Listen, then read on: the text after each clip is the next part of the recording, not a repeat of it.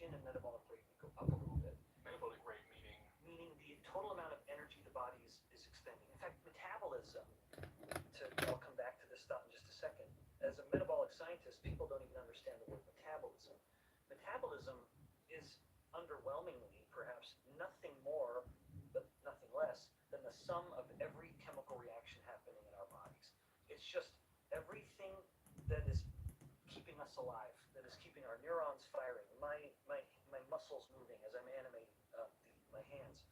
Everything we're doing is metabolism. And so after we eat, metabolism goes up a little bit. Again, that's called the thermic effect of food. And if you give people two isocaloric meals, so exact same number of calories, that's what isocaloric means.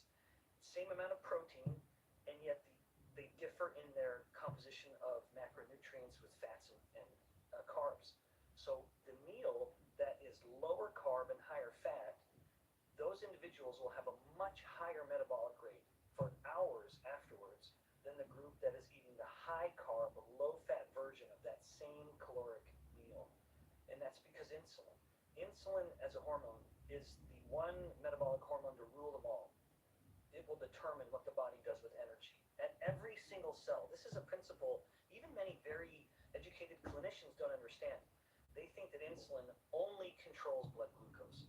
That's just the most obvious thing that it does, because we can prick a finger and measure it, or slap something on our arm and measure the glucose. Insulin will tell every single cell of the body, from brain cells to bone cells, liver cells to lung cells, and everyone in between, what it needs to do with energy. And insulin is so determined to store energy that it will slow the metabolic engine of the body down in order to store more. And so all of this is my long-winded way of saying how thrilled I am that this is an audience that is shrugging off the old ideas of a calorie-centric model of obesity. Because all of these people, everyone's interested in losing weight or maintaining weight, which I admire. That's a good goal. The size of our fat cells matters tremendously. So that's a good goal, to want to shrink our fat cells and be healthier. The fact that they didn't put controlling calories as number one, and indeed put it at the end, suggests that the word is getting around, that more, I would say, better, more sound metabolic science is starting to seep through society, where they're more interested in controlling their macronutrients, in other words, their carbs and their fats, than they are controlling their calories. My brother called you, didn't he? He did. My older brother. Yeah. What did he say? Yeah, he's darling. Well, we had some wonderful conversations. He was interested as a dad, a middle-aged dad, in fact, indeed, checking a lot of the boxes you just mentioned, which is, I want to be a healthy dad, I want to live a long, healthy life. One of the problems with weight loss goals is they look at the goal, they look at the weight where they want to get to. They're looking down the road and saying, this is where I want to get, and so I need to cut calories in order to get there. So there are two variables that come into play when it comes to losing weight. And I've already said this, and I'll state it again just to be clear. It's a matter of shrinking fat cells. That's what happens when someone's losing fat mass. It's not that you're losing fat cells. Indeed, you don't want to. That's a topic for another time. But liposuction is a perfect example where you are losing fat mass, and yet no health marker gets better. None. Even though you've lost, you can go in and suck out fat cells, and you say, I lost 20 pounds of pure fat. I'm now going to go to my doctor and get my blood test, and I'm going to be so much healthier, and yet nothing is different. If they were diabetic, they're just as diabetic. So if someone's looking at their New Year's goals, and when I spoke with your brother, it was an echo of this conversation in a way. I said, all right, you need to shrink your fat cells. Most people only look at the calorie control. The problem with calorie control is that we've seen what it looks like when you only focus on calorie deprivation. And that is, in a word, hunger. And there was this, within the US, there's been this game show over the years called The Greatest Loser. These people, one, lose a fantastic amount of weight, and yet you never see them again, because they gain it all back. So if your weight loss strategy is based on cutting calories without addressing insulin, which is the other of the two variables, then you're going to be hungry. Dr. David Ludwig at Harvard, a friend and colleague and collaborator, he published a report looking at the same kind of dynamic that I outlined a moment ago, two isocaloric or equal calorie meals. And he found that when they ate the meal that spiked insulin, what he called, I think he called it total energy availability. So they measured every calorie molecule in the blood. So ketones, BHB, they measured lactate, they measured fats, they measured glucose, and they found that with the insulin spiking meal, the total energy availability went down. What does that mean? Yeah, so in other words, with the increase in insulin, as I noted a moment ago, insulin is so determined to store energy that it is directing calories to go from the blood to be stored in tissues like fat or in the liver. To make you fat. Yeah, indeed it would. But the problem is the brain doesn't have that storage capacity. You can have big fat cells with lots of energy. You can have a liver with tons of fat and glycogen, which is a stored form of glucose, ready to go. But the brain doesn't have a big storage reservoir, and yet it has a high metabolic rate. And so the brain is constantly relying on the energy in the blood that it can use, especially glucose and ketones, the two primary fuels for the brain. And so when you spike insulin, you lower your glucose and you stop your liver from making ketones. So the two main brain fuels have gone down. Which is why you get brain fog. It would certainly lead to some mild cognitive impairment, but it would also drive hunger. And so another group found that if you ate an isocaloric breakfast, one low carb, one high carb, the group that was on the high carb breakfast was much hungrier much sooner. And so this, Okay, so let me just, yeah. the way I understand that is because I've had a meal that's high in sugar, let's say, or carbs. Yep. Insulin has come out. It's grabbed all of the energy from my blood. Yep, that you just ate. That I just Yep. ate. It's stored it all away. And because my brain is getting its energy from the blood as well, my brain is being energy deprived in Yeah, some way. yeah. And so my brain is going, within an hour or two, you are hungry. Yes, even though your fat cells might be bigger than they've ever been. So that's the sort of disconnect that you end up having when you're spiking insulin so frequently. You may have hundreds of thousands or even millions of calories stored on your body, in your fat cells primarily. And yet the brain is saying, I'm hungry. We shouldn't be hungry. We have so much energy that we can use, but only if we can access it. And this is where ketones come in. I hate to change the topic, but if a person has fat and they can burn that fat, then they're making ketones. And ketones are the brain's preferred fuel. Let's just state that with an exclamation mark. And so if the brain is getting ketones, or even if it has access to plenty of glucose, it senses, hey, there's no energy deprivation, we're fine, we don't need to eat. And that's what these studies find. And so back to the conversation with your brother, rather than focusing on calorie number, focus on the other variable, which is insulin. Because if you decide that you're going to start your fat cell shrinking journey, so with the first step, you could say, well, my first step is going to be cutting calories. But if you haven't addressed your high insulin, which you have to have if you gain weight, it is impossible. In fact, this is worth a tangent for just a moment, because I can state this so emphatically. You could have all the hormones in the human body and tens of thousands of calories coming in every day, and if you simply remove one single hormone, it is impossible for that person to get fat. Totally and completely impossible. Now, I am a scientist enough that I like to avoid hyperbolic language. I don't want to state anything in the extreme. And yet, in this case, I actually can. I can revel in all of the power of this declaration, which is you simply wipe out a person's insulin, it is completely impossible for them to get fat. In fact, this phenomenon is so real and so learned, if not already known, that you have people with type 1 diabetes. Imagine the temptation. Let's say you're a young woman who faces more pressure than her young men counterparts. She just gets diagnosed with type 1 diabetes, and she has become used to eating whatever she wants and being very, very skinny. That is one of the cardinal signs of type 1 diabetes. The person is just losing weight.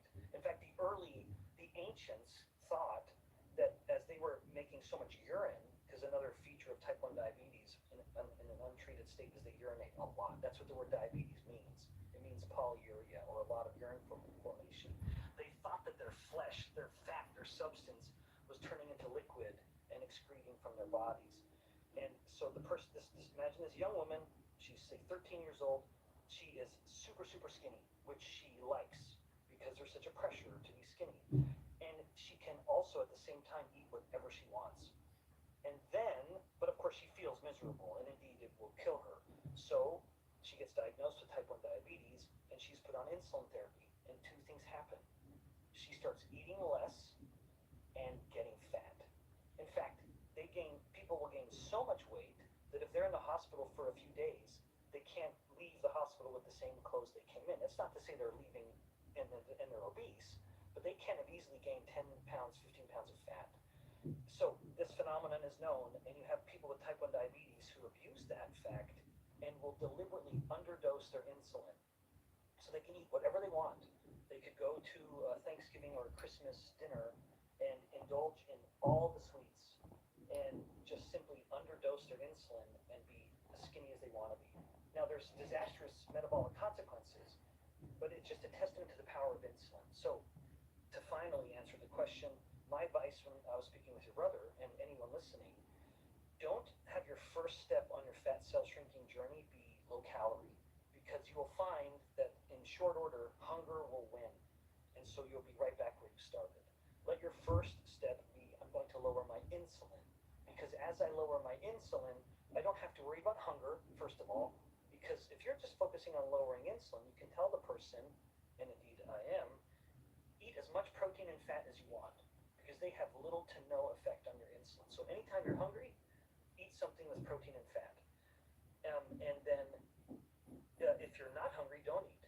But anytime you're hungry, you don't have to, it's not deprivation, it's not hunger. But the low calorie approach is hunger. You're going to be hungry. So lower your insulin by controlling your carbohydrates. And basically, whole fruits and vegetables, enjoy them. And this is part of the conversation I had with your brother. And he called you and told you that he had had positive results following watching this conversation. Yeah. And following your advice. Yeah, I think he said he effortlessly lost 15 or so pounds on it, just without even really worrying about it, because you're not having that gnawing hunger. Yeah, he didn't tell me he was reaching out to you. So I actually only found out that he had spoken to you when he messaged me one day on WhatsApp and was like, I've been chatting to Dr. Benjamin Beckman. And I was like, how did you get his email? Like, how did you get his phone number? So he must have reached He out knows to you. people. Okay, right, okay. He found a way. Yeah, he Okay. knows people. No, but he looks radically different, I have to say. He's dropped a ton of weight and looks fantastic. Well, he was already handsome, so I can only imagine what he looks like That's now. the genetic is better. But when I look back at the conversation we had, the top comment on our previous conversation is someone saying, I was morbidly obese 68 days ago. I was 280 pounds and pre-diabetic. In these 68 days, I cut out sugar and flour entirely, and I reduced my calories to about 1,800 a day. And I'm pleased to know that my high protein, high fat, low carb diet is the right path, and my blood sugar is now normal. Yeah, remarkable. I don't mean to ever come across as saying that there's only one way to lose weight. That anyone listening who is interested in weight loss would say, well, gosh, it looks like I have to eat a lot of meat and eggs. And yet you don't. As much as I am a defender of that view, I wouldn't want someone to think there is only one way to lose weight. Because we could both think of people who adopted a purely plant-based diet and lost weight. Now, I have some significant concerns with that diet long term, but even still, they could say, well, I'm eating 100% carbohydrates, essentially, and I've lost weight. I'm not saying calories don't matter. They do. But it also makes it a hard long-term strategy. And so if someone can lower their insulin, I alluded to a metabolic advantage, and I'll just revisit that briefly. I'd mentioned already one of these things, which is when insulin is down, the metabolic rate goes up. In my lab, published a report finding that part of that is through the production of ketones. That when ketones move through the bloodstream and come to our fat cells, they will increase our metabolic rate in our fat tissue by 3 times. And we did this in humans. We studied fat cells in a petri dish, we studied fat tissue from animal models, and then we studied fat tissue from humans, where we actually were pulling biopsies of belly fat from people that were in ketosis or not. And when they were in ketosis, their metabolic rate in their fat tissue was 3 times higher than when they weren't, than the group that was not in ketosis. So this suggests that there's an advantage here that comes from lowering insulin. So as insulin comes down, the person will find that they're just burning weight more easily. And then one other part of that is when you're making ketones, every ketone has a caloric value roughly similar to that of glucose. And so what happens now in ketosis, or when ketones are up, you start wasting those ketones from your body. That you're breathing ketones out, or you're urinating ketones out, and those are calories that are just coming from your body. that would have had to be burned through exercise or stored in fat tissue. And yet in a low insulin state, that is so antithetical to fat storage that the body just starts literally wasting energy. So every breath they're taking out, when they're breathing out ketones, those are calories just coming out of their body. So let's start then with ketones, because on the list of things that my audience said they plan to change for the new year, keto and ketones was top of that list. For someone that's never heard the term before, Yeah. Please give me context on what exactly it is, but also how it relates to living a healthy, happy 2026. Right. Well, I'm a great defender of ketones. I think that they have been one of the more misunderstood molecules in the body for decades, and it is thrilling for me to see an explosion of research in this realm looking at the effects of ketones in the body. So a ketone is a molecule that the body will make.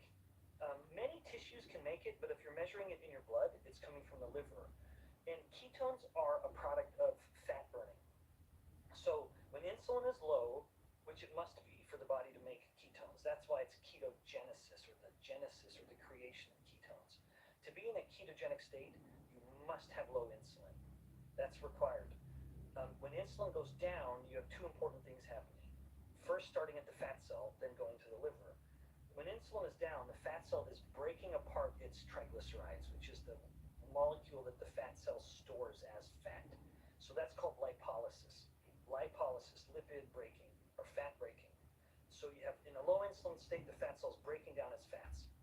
Now, those fats are coming to the liver. So in a low insulin state, you mean if I was fasting? Fasting or low carb. Okay. Yep. So the minute I'm low carb or fasting, then I start producing these things called ketones. Yeah, within about 16 hours. So if you and I went to lunch and we ate a typical kind of high carb type lunch, a typical lunch with all kinds of macronutrients in it, our insulin would go up, and then if we stopped eating then, about 16 or so hours later, we would start making ketones. That's a long enough period of time for fat burning to kind of take over.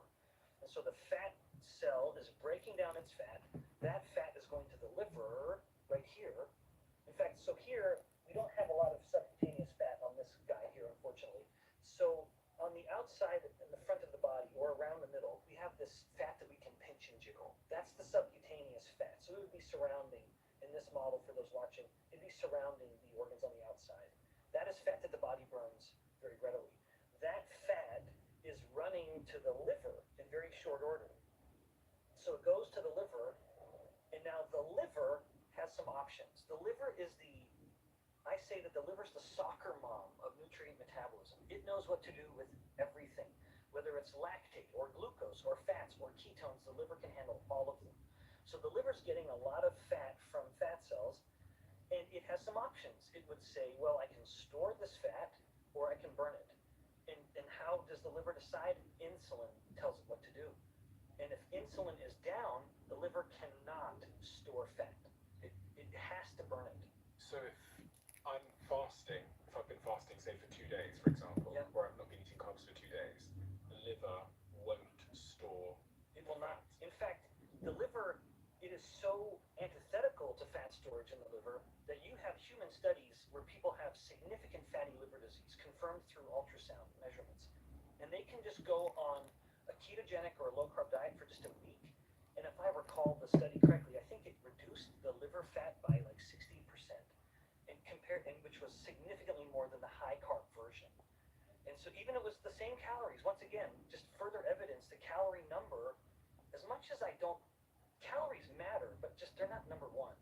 They're relevant, but not the most relevant. So the liver cannot hold on to its fat as insulin comes down. It must burn it. And the liver begins, within each liver cell, the liver is burning so much fat that it's burning more than it needs for its own energy. And it's basically, if you'll allow me to speak a little silly, the liver begins to say, I'm burning more energy than I need. I wonder how the brain's doing. And the brain won't burn fat. The brain will burn ketones. And so the liver starts creating ketones. It's its way of sharing the energy with the brain. So a ketone is, to put it very succinctly, a product of the liver burning a lot of fat. Anytime you're burning a lot of fat, you're going to be making ketones. People have heard of the keto diet. When you talk about the keto diet, there's lots of rebuttals. Some people say it's not sustainable, you can't do it for a long period of time. How would you respond to arguments against keto? Yeah, that's a great question. I appreciate the concerns. The stated concern that they would say it's not feasible, you can say that about any diet. You really can. And I don't mean to push aside people's concerns, but you could say the same thing about someone going on a low-fat, low-calorie diet. That's not sustainable, and it never is. They always get off it. And so anytime a person is making a dietary change to improve their metabolic health, every diet works until you stop doing it. That might be a maxim that people can live with. A ketogenic diet, because it's not based on hunger, I think has the potential to work. But we know there are people who've done it their whole lives, right? There are people who from childhood adopt a ketogenic diet in order to control their seizures or their epilepsy, or people will do it to control their migraines.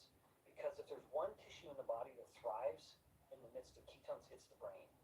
You can almost throw a dart at a board that lists all of these chronic brain disorders, whether it's schizophrenia, whether it's bipolar, whether it's depression, whether it is dementia, like Alzheimer's disease. Every one of those instances, there's evidence to show, even things like multiple sclerosis, there's evidence to show improvements in humans with a ketogenic diet. The brain, and to say that in a different way, the central nervous system loves ketones. I'm just looking at some of the people who watched our last conversation and who left comments on that conversation. And there's this one chap here, who I'll throw up on the screen, called Shanti. He says 35 days of keto for the first time ever, started on the 2nd of January 2025. It's now the 8th of February, and 8 kilograms or 17.5 pounds gone. So easy and loving my food choices. I'm having no more than 20 grams of carbs per day. I am amazed. Not felt this good since I was a teenager. Another 15 kilograms to go, and I know I'll get there. Wow. That's roughly 37 pounds to go. So that's remarkable. It really, really works. Well, it does work, but I don't mean to ever, neither you nor I are going to tell everyone listening, this is the only way to lose weight. But I think it is the most practical and simplest, because the problem with so many weight loss strategies is that it puts you against your own hunger, and hunger always wins. You have to have a weight loss journey that doesn't have hunger being a constant feature. Because if you're imagining this long walk to shrinking my fat cells to what this guy wanted of almost 35 total pounds, I think is what he's going for. If you're carrying hunger, it's like a bag. It's like luggage that you're dragging along on this journey, the chains that you're dragging that are going to make it almost impossible for you to get there. This sounds almost counterintuitive, because when people hear that you're not going to have sugar, they assume that you're therefore going to have loads of cravings for it. But the remarkable thing I discovered the first time I went on a low-carb / keto diet is I was walking through this mall in Cape Town where I live sometimes, and I saw this concession stand for like cinnamon rolls. And I thought to myself, like, I've not had sugar for, I've not had a high sugar diet now for a couple of weeks. I'll just go and look at it and see how I feel. And I walked over and looked down at it. That's a food I would absolutely love. My mouth would water just thinking about it. I looked down at it, and I had the emotional urge to buy one was completely gone. And it's hard to explain. It's hard to explain. You were able to just look at it and shrug your shoulders. I felt nothing. Yeah. And I found that really fascinating, that I had no urge, no craving, no desire to buy the cinnamon roll. Yeah. And it vanished. Well, this is one of the things where I think the future of, as ketone research in humans continues to evolve, there's already evidence showing profound. You can use a ketogenic diet to help people with eating disorders. There are published case studies on this, and I think a part of it is when the brain is so nourished and consistently nourished by ketones, the brain reaches this new level of indifference to what it knows might be harmful, and that's in the midst of that answer. That's kind of loaded. Where if you're on a ketogenic diet, the beauty is fuel is stable. Ketones are stable. Even glucose is stable. You're avoiding the massive volatility of glucose. And as much as so much of the glucose-centric view is only worried about the high glucose is harmful. That it can induce the glycation of molecules throughout the body, where the glucose is literally binding things So glucose is harmful, but so too is the volatility of the glucose, where it's really high, then it's really low, then it's really high again. That is a roller coaster of energy for the brain, where you're force feeding the brain all this glucose, and now you're depriving it. It's like a form of abuse on the brain. But when it's a ketogenic diet, it is stable, consistent energy, and so it's not surprising to me that people find they're able to resist cravings better because the brain is able to say to the rest of the body, "No, we don't need that. We're doing fine. We got energy." What about the heart? Oh my gosh, that's a brilliant question. So I would say the brain is number one tissue that thrives on ketones, and actually put the heart as number two. There is a lot of great research. I would refer people to Gary Lopachuk's work and others that I just don't know personally, but I know him. He's at the University of Alberta in Edmonton, and he has found, and others, so I'm going to synthesize their work collectively, that when a person's experiencing heart failure, it's a combination of variables where the heart may not be able to contract well enough to eject the blood. It has to work a lot harder for every pump. In that case, they have found that the heart will shift its fuel to start relying on ketones to improve its function. But there was a paper just published this year looking at a different form of beta hydroxybutyrate, which is the main ketone. Whenever I've been saying ketone, I've been thinking of the molecule beta hydroxybutyrate. When the liver makes BHB, or beta hydroxybutyrate, it actually comes in two forms that are mirror opposites of each other in structure. So the way they're built, it's referred to as DBHB or LBHB. So in heart failure, the heart muscle itself, like the brain, starts relying a lot on DBHB as its fuel. Then you would say, that begs the question, well, what about the L? This paper that was just found used a pig heart model, which is actually shockingly close to human anatomy, so it's a pretty good corollary. Here, they found that with LBHB infused into the cardiovascular system of the pigs, Which is ketones. which is a different form of the ketone that the liver makes. Yeah, so the liver's making two types of BHB, DBHB and LBHB. And when they perfuse the cardiovascular system with LBHB, they found that what's called ejection fraction, so the amount of blood coming out of the left ventricle, which is the part of the heart that's beating blood everywhere. So with LBHB, they found that the heart was able to eject 40% more blood for every beat. But now you would say, well, it's just because you're making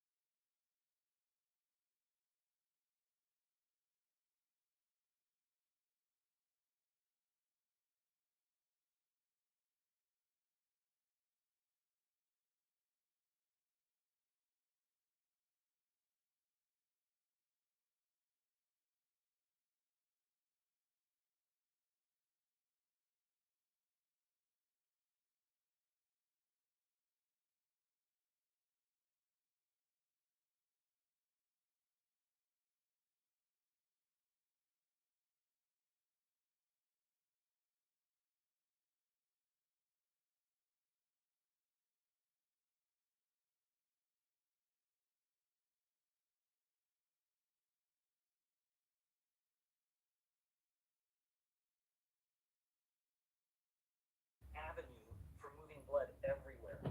The aorta expanded and all of the great vessels enlarged so much that the heart was now able to beat out 40% more blood with every single beat.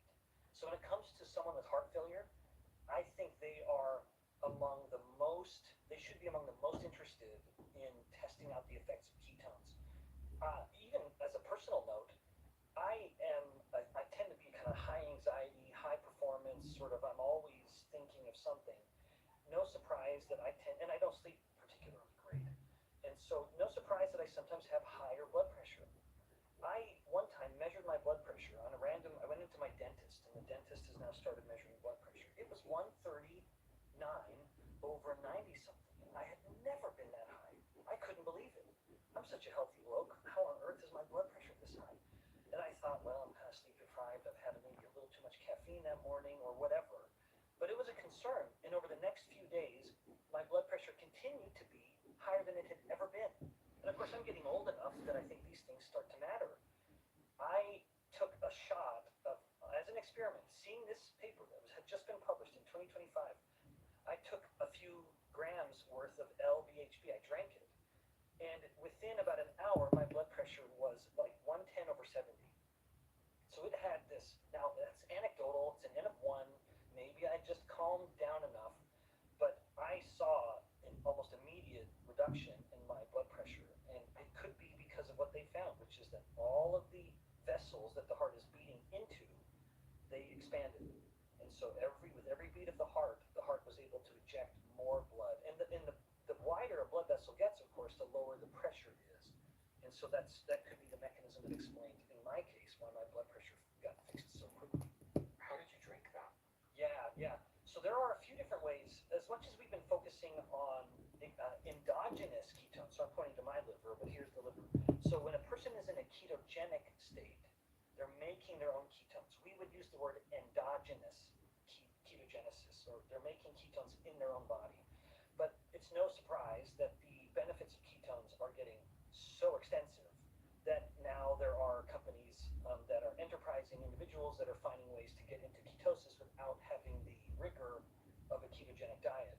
And so you can drink ketones. And that comes in a few different forms, of course.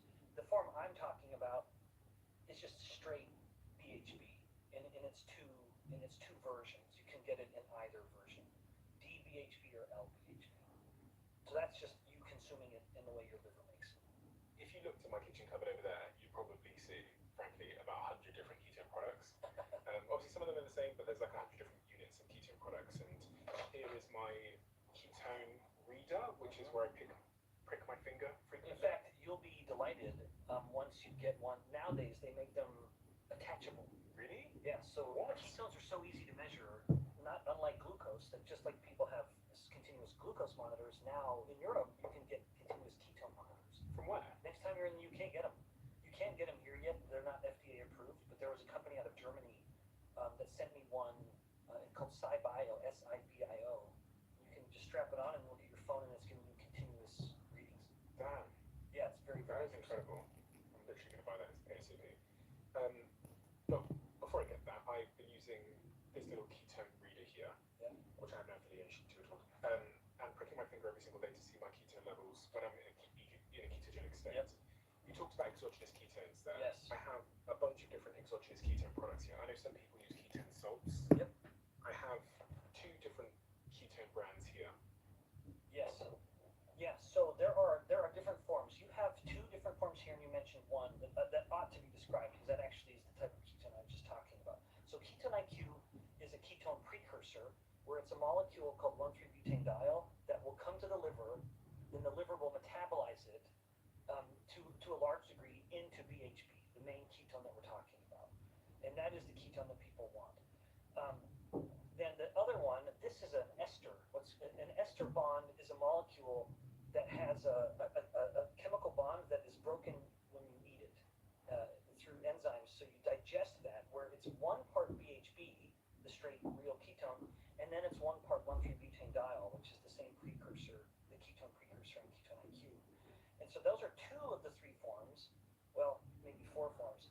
And then the other 2 are straight BHB, where it's either a BHB salt, where the BHB molecule is bound to a sodium or a calcium or a potassium, and you can buy those in the D or the L form, or nowadays it's the straight acid, what's called a BHB acid, where it doesn't have any of the electrolytes in it, where you can get, that's what I was referring to a moment ago. When I lowered my blood pressure, I took a straight shot of LBHB, and you can get that in D and L forms as well. Okay, so I'm just taking a shot of ketone IQ. Yep, so that's 1,3-butanediol, and you taste it, right? It has a particular kind of kick, because it's an alcohol molecule that, you feel it, like it's sort of like taking a little shot. But your liver will take that in, and then over the next couple hours, it will start converting it to varying degrees into BHB. And what I'm going to do is I'm going to quickly do my blood ketone levels now, and we will see if in 10 minutes time, let's do 10, 20 minutes time, there are ketones flowing in my blood. So I pricked my finger, I put a little bit of blood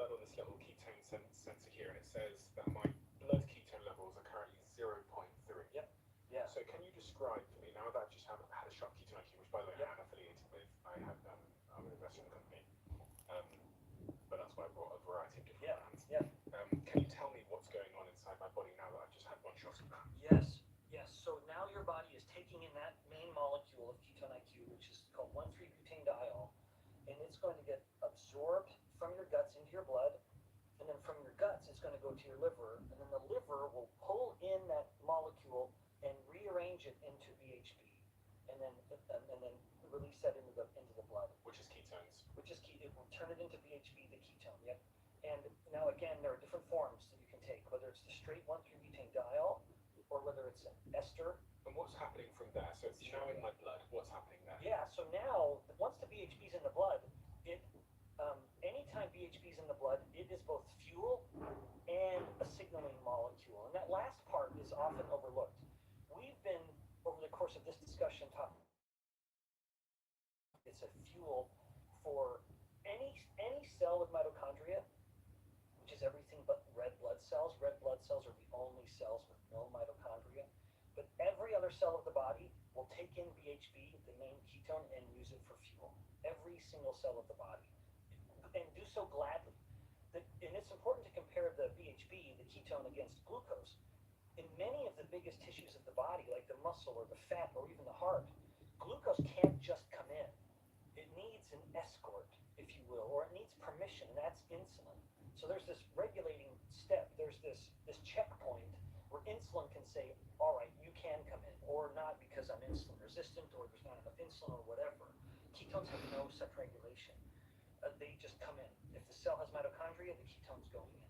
So that's one effect, where the ketone is metabolized as a fuel, giving the cell literal energy.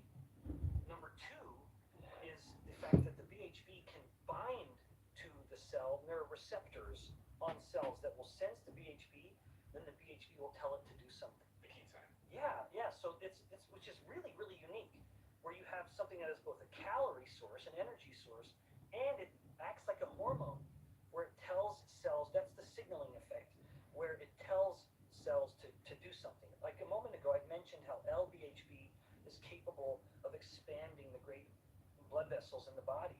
Well, in that regard, it's acting as the signaling molecule and increasing the production of nitric oxide, which is a great vasodilator. All these guys that are taking nitric oxide drugs like Cialis for whether it's erectile function, or nowadays guys are taking it to have better blood flow and perform in the gym and have a better workout.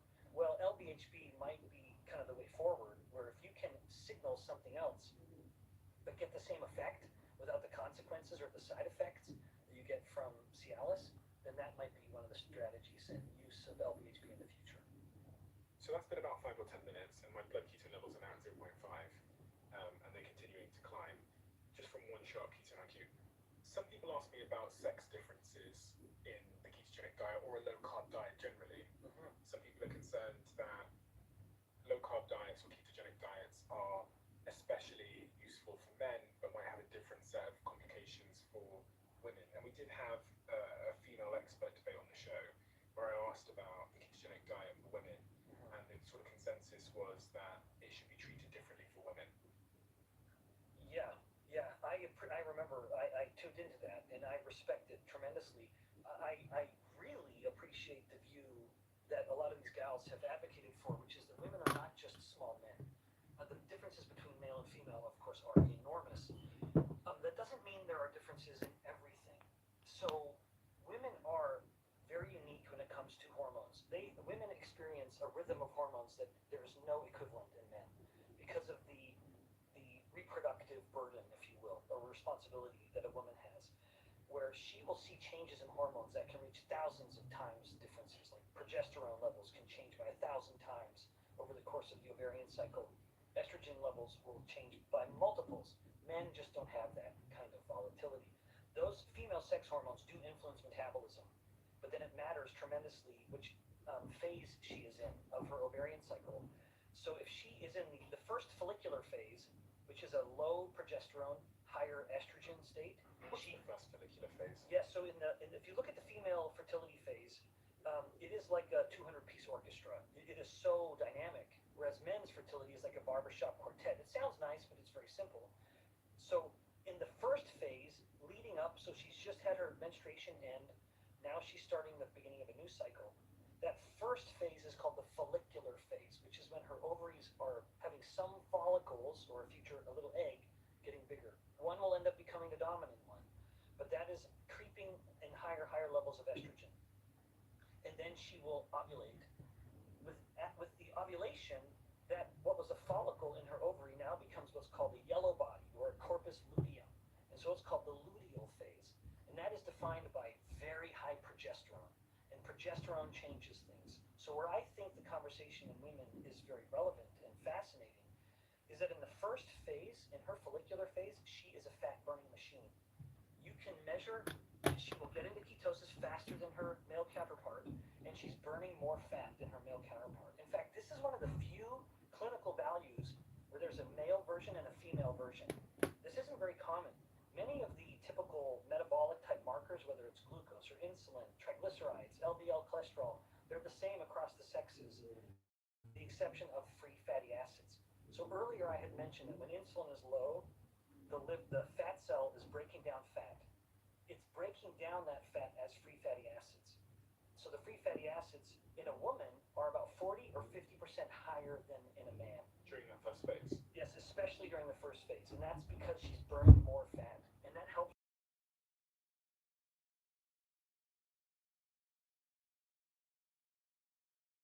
people get into ketosis faster than him.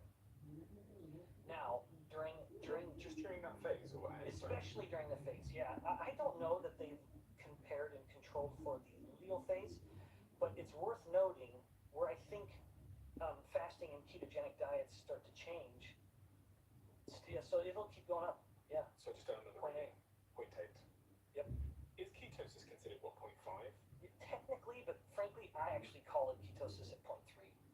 The moment you can detect it on one of those blood meters, I'd say you're in ketosis. And I think 0.3 is the lower limit. So 0.5 is a little bit of an arbitrary cutoff, but that is a classic view. So in that luteal phase with high progesterone, progesterone is a hunger hormone.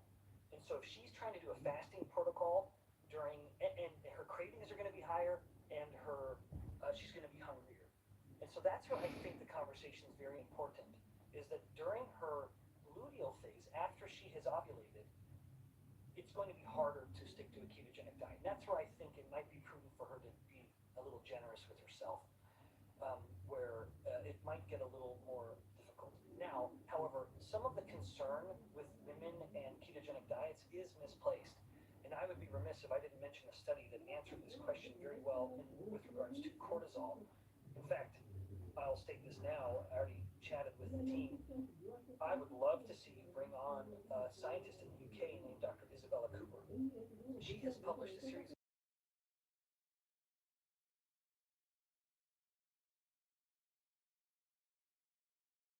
had been adhering to a ketogenic diet as part of their normal life. Then for 21 days, they have to adopt the typical high-carb diet of the standard UK guidelines, similar to the US, about 55% carbohydrate, decidedly not ketogenic. For 21 days, so more than long enough to detect changes. And then they go back to their diet for 21 days and they have blood tests again. And so these are healthy women who go from a ketogenic diet to a high-carb diet back to a ketogenic diet. And when they looked at cortisol, when Isabella and her group measured cortisol levels, no statistically significant change at any point. There was just noise and no trend.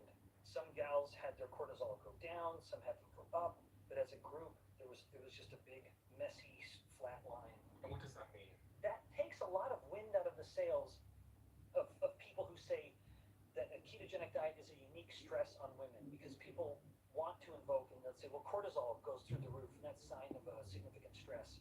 And yet Isabella's own data show that cortisol levels aren't different, that there is no unique cortisol-related stress state of a ketogenic diet. So I think it's relevant because it just brings a little nuance to the conversation.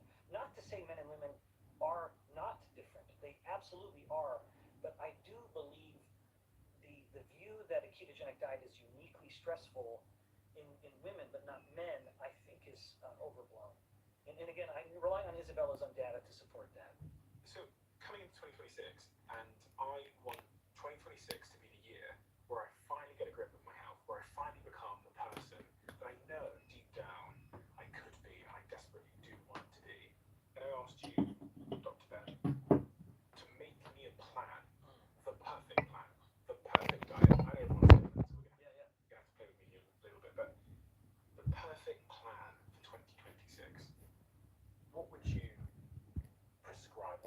as a diet, lifestyle choices. Okay. And I'm going to write it down. Yeah.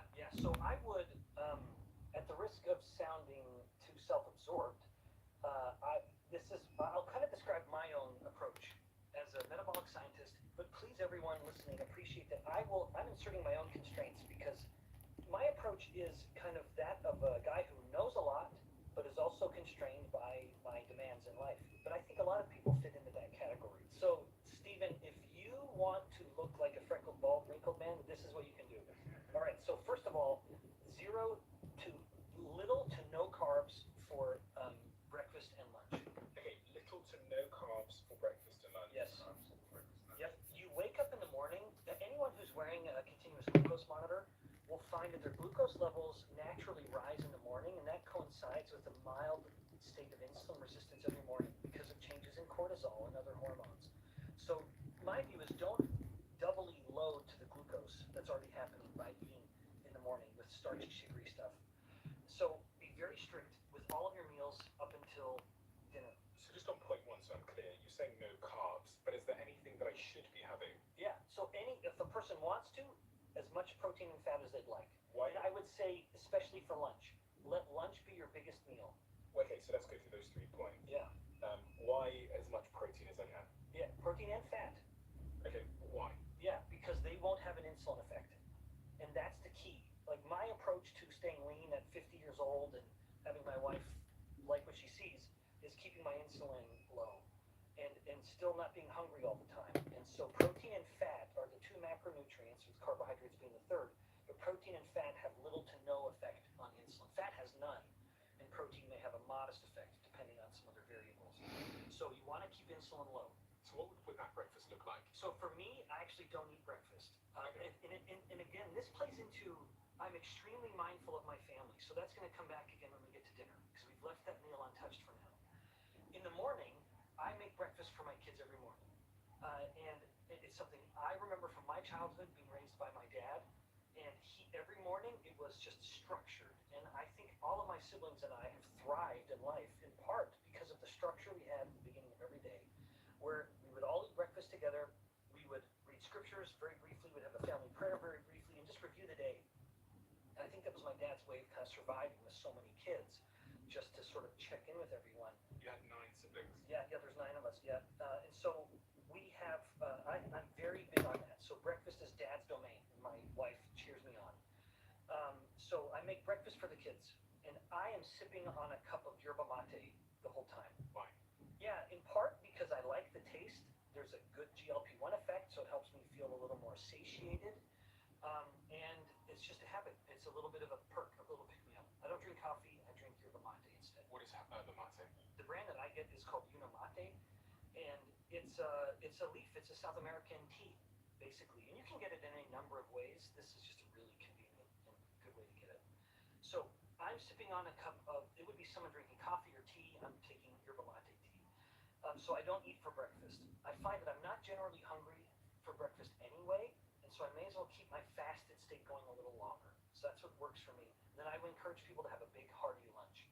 Because if you have a big hearty lunch, mostly protein and fat, it makes it easier to taper off later in the day, especially in the evening. If people are noticing that they have significant cravings, especially for carbs, because that's the only thing anyone craves, in the evening, have a bigger lunch. See if that helps. Okay. And then sometime around, either before or after, have a good resistance workout. I have my resistance workout in fact, Stephen, I even have to go a little earlier. So my first thing in the morning is I go on a ruck. At 5 a.m., I have my weighted vest and these 15-pound kettlebells, and I hike 1 mile up a hill and 1 mile back every morning at 5 a.m. And then I get a little work done, and just some personal kind of reflection and meditation time, if you will. Then the family wakes up. I'm making breakfast. The family chaos begins. I'm sipping on my yerba mate. Then I go to work. About 10:30 or 11 is the good time for me. I go down to the gym on campus, and I do my very brief, very effective, I would say, resistance training. And then I go into the sauna for 12 to 15 minutes.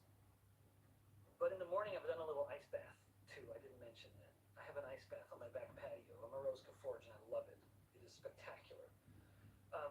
So then I do a sauna session after my workout. Then I go eat my big lunch. Why are you doing the ice bath in the so on. Yeah, so I do an ice bath in the morning because it helps me sleep better in the evening. I'm a terrible sleeper, and especially in the northern hemisphere in the winter, the sun isn't coming up till 9 o'clock or so, 9 a.m. And by shocking my body, I get this jolt, and I think it just helps get my clock ticking. And so by the time evening rolls around, I'm tired and I'm ready for bed. Okay, I'm just doing my ketone test to see where it is. We're probably about 30 minutes off me taking that ketone shot. We'll continue with your day in just 2 minutes. And I'm now at 0.9. It'll keep going. Yep, yep. So you were 0.8, 0.9, next one will be 1. But it looks like it's starting to curve a little bit, which isn't surprising. You went up pretty quick, and then it's going to curve for a bit. And what's going on in my body right now that I have 0.9? Yeah, yeah. So that is a unit of measurement called the millimoles. And so it's looking at the number of molecules basically in a given amount of your blood. And so you took in that ketone precursor, the liver converted it, is just continuing to convert it into BHB. BHB being ketones. BHB being the main ketone. Yep. Okay. Yep. And that's making me... Well, it's going to make you sharp. Okay. So your brain is now using those ketones. Your heart would be using the ketones. And your reliance on glucose as a fuel for your brain and your heart would be going down. Would my hunger be going down? Oh, yeah, yeah. So I'm going to be less Yeah, hungry? but also the benefits of BHB in the brain are myriad, where it's been shown to be an anxiolytic, so it can control anxiety. It can improve depression. It can help with attention. Memory? Memory, oh, certainly with cognition. Yes. Actually, I read about the studies on dementia patients. Yes, it is incredibly, we're entering a kind of dawning of an era of ketone research where the number of NIH and NSF funded ketone related projects is wonderful. It's thrilling to see where it's going to be a wonderful decade of a lot of great biomedical research on the metabolism of ketones. Do you know something I've noticed? Most commercial teams aren't tested by their targets. They're tested by the weight of the admin that comes with every client. All the follow-ups, all the meetings, all the notes, the timelines that never ever stop. These were a constant source of friction in my commercial team until I introduced our sponsor, Pipedrive. If you're not familiar, Pipedrive is a simple but powerful sales CRM that gives you visibility on any deals through a sales pipeline. It also automates a lot of the tedious, repetitive, and time-consuming tasks that come with the sales process. I've used it across my investments for almost a decade now, even when I was at Social Chain, and it's so effective in part because it's customizable. We've been able to tailor it for different teams depending on how they work. Pipedrive also scales with your business, and you can also link it to over 500 different apps. It is hands down my favorite CRM tool. Try it right now for free for 30 days, no credit card or payment required, just using my link below, or you can go to pipedrive.com/CEO to get started. That's pipedrive.com/CEO. So let's go back to the perfect day, the perfect time, the perfect lifestyle for 2026. So then do my resistance training at some point after I've had my breakfasts. Well, yeah, so whatever, for me, I do body weight based exercises, so I don't like having a big belly of food. And so being in a fasted state, my view on exercising, even that's a debate. Do you exercise fasted or do you exercise with fuel? Like take a bunch of carbs and stuff. My view is it's dependent on what your goal is. As a middle-aged guy, my goal is not performance. It's not going out and sprinting and showing power. It's to live a long, healthy life. And so it's a more metabolic focus. If your interest is metabolic, then I think exercising in a fasted state is very smart. If your goal of the exercise is performance, like you're a collegiate athlete, or you're an elite rugby player or something, okay, then don't exercise fasted. Take some fuel before you go work out. So for me, I've done my early morning ruck, my personal kind of reflection time, ice bath, yerba mate, and then my mid-morning workout. Just on that point of exercising fasted, why is that better if your goals are longevity and health? Right, because it's just going to help you continue to burn fat and maintain your insulin sensitivity. Okay, fine. So I have my mid-morning workout, then I have a nice big lunch, then I have my afternoon productivity, and then I get to dinner. And dinner is the main social meal within my home. And so I have dinner with my family. And that is carte blanche. Whatever the family's eating, I'm eating. I have daughters, and as a college professor, I've seen enough young women struggle with eating disorders that I always worried, would my incessant talking about diet somehow stimulate eating disorders? And I've never wanted to become obsessive about it. And And so I have dinner with my family. Whatever it is. If it's pizza, I'm having pizza. If it's pasta, I'm having pasta. Now my wife happens to see things kind of the way I do, so it's usually meat and vegetables in some mix. And that's my dinner. And then ideally, I'm done. What time are you having that dinner? Yeah, that's about 5 or 6. And you avoid eating late? Oh, yes. In fact, I would submit, Stephen, if we were to look at any one thing someone could do, I would say that anyone who says, Ben, what is the one thing? If I'm putting a question in your mouth, I'd say stop snacking in the evening. Anything you can do to not overeat and go to bed hyperglycemic or elevated or spike your blood glucose levels, do it. Why? That's when people are at their weakest. People, you and I could be hanging out all day, walking past a plate of cookies, and not be tempted at all until 7 or 8 p.m. That's just human nature, and yet that is one of the worst times to eat it, because when you go to bed hyperglycemic, it activates a part of the nervous system, an aspect of the nervous system called the sympathetic nervous system. That's also known as the fight or flight. So when we hear a car crash right nearby, or we hear a gunshot, then immediately our heart starts beating faster and harder, our body temperature climbs, and we're stimulated. Hyperglycemia will have that effect, and that is terrible timing. Because when you're going to bed, you're wanting to rely on what's called your parasympathetic nervous system, the aspect of your nervous system that is calming. It's lowering your heart rate. It's slowing your heart. It's lowering your blood pressure. It's helping you calm down to sleep better. Hyperglycemia throws that into opposites. So then you're going to bed, you're lying there, wondering why your heart is beating so hard, why you are so hot and uncomfortable, and it's because you just spiked your blood glucose with a bunch of sugar. Is there anything else? Is there, for people that are focused on that 2026 goal and finally becoming the person that they know they can become, is there anything else you would say to them? Is there any tools they need to buy? Is there any other tricks or tactics or hacks? Yeah. I do think that they could, if they were adopting this diet, it's definitely going to put them into ketosis. That can take a little time to adjust. So very relevant to our earlier conversation, I do think exogenous ketones can help a person transition into relying on a ketogenic diet more readily. And anytime a person is losing weight, they run the risk of losing some lean mass at the same time. And my lab just published a paper about 2 weeks ago at the time we're filming this, finding that in humans, in a weight loss protocol, if they were drinking BHB or exogenous ketones, they were able to retain more muscle mass, more lean mass in the midst of the weight loss. So there could be some strategies like that. But I would also add that there are some non-physical ones as well. If someone's trying to say I'm going to be the best version of myself, then start reading more, too. Read more books. You'll be the best. You'll be an even better version. As you're losing weight and your brain is firing on more cylinders than ever before as it's fueled with ketones, challenge your brain. You'd mentioned dementia earlier. Ketones are a therapy for dementia.